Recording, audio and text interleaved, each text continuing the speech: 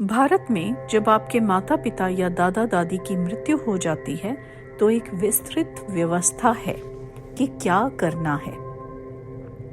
ऐसा हुआ कि एक आदमी की मृत्यु हो गई और उसका बेटा ये सुनिश्चित करना चाहता था कि उसके पिता स्वर्ग में जाएं। कस्बे में कोई ट्रैवल एजेंट है जो स्वर्ग जाने के लिए टिकट बुक करते हैं। वह ट्रैवल एजेंट के पास गया और हर कोई बुकिंग लेने को तैयार था, लेकिन किसी के पास कंफर्म टिकट नहीं था। लेकिन वह अपने पिता के लिए कंफर्म टिकट चाहता था।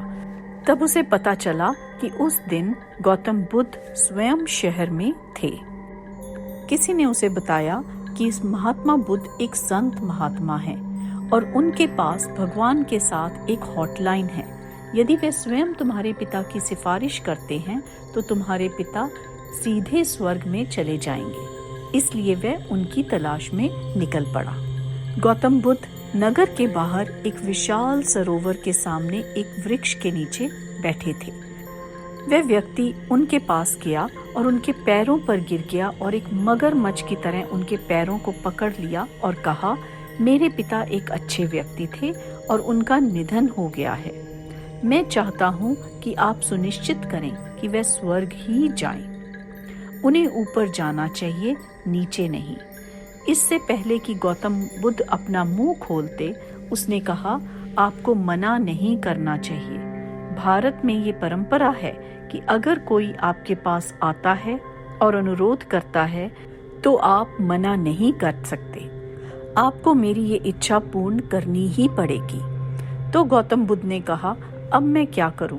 तुमने मुझ पर पहले से ही ये सख्ती कर दी है, मैं ना नहीं कर सकता।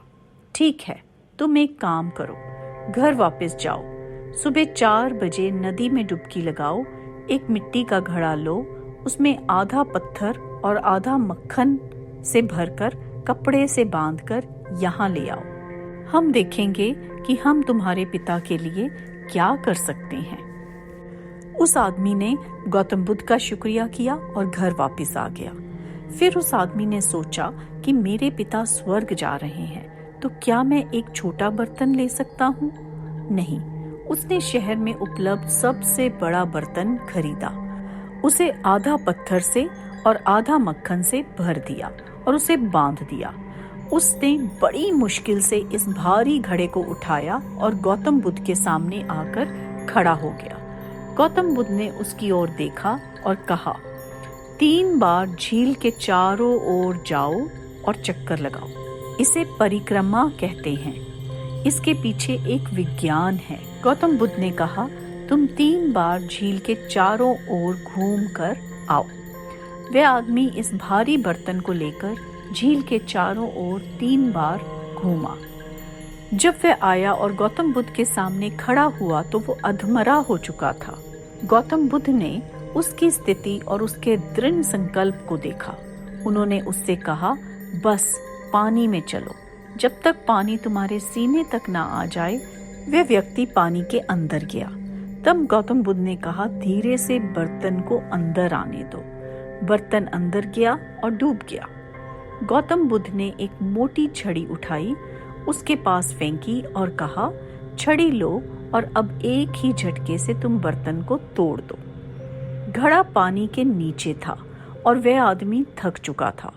इसे एक झटके से तोड़ना एक मुश्किल कार्य था। लेकिन गौतम बुद्ध ने कहा, तुम्हारे पिता स्वर्ग जा रहे हैं, क्या तुम हार मान सकते हो? वह व्यक्ति वहीं खड़ा हो गया और तैयार हो गया। उस व्यक्ति ने उन सभी देवताओं के बारे में सोचा जिन्हें वह जानता था और उसने अपनी सांस रोक रखी थी। तब गौतम बुद्ध ने कहा, यदि आप इसे एक ही झटके से तोड़ते हैं तो पत्थर आएंगे और सतह पर तैरेंगे, मक्खन डूब जाएगा, तब आपके पिता स्वर्ग को प्राप्त होंगे।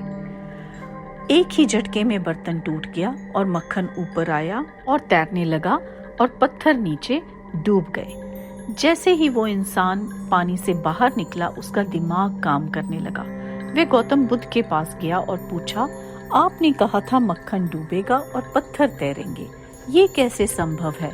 प्रकृति का नियम भी ऐसे है कि पत्थर ही डूब सकते हैं, मक्खन केवल तैर सकता है। क्या आपने मुझे धोखा दिया है? गौतम बुद्ध ने कहा, ओ, अब जब आप प्रकृति के नियमों के बारे में इतना जानते हैं तो समस्या क्या है?